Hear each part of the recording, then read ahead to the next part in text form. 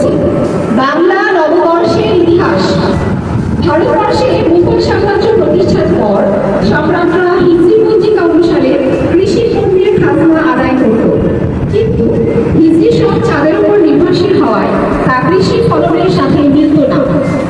এতে অসময়ে কৃষকদেরকে খাজনা পরিশোধ করতে বাধ্য করা হতো।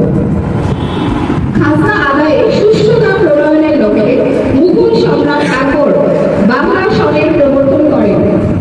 তিনি মূলত প্রাচীন বর্ষপঞ্জিতে সংস্কার আনার আদেশ দেন।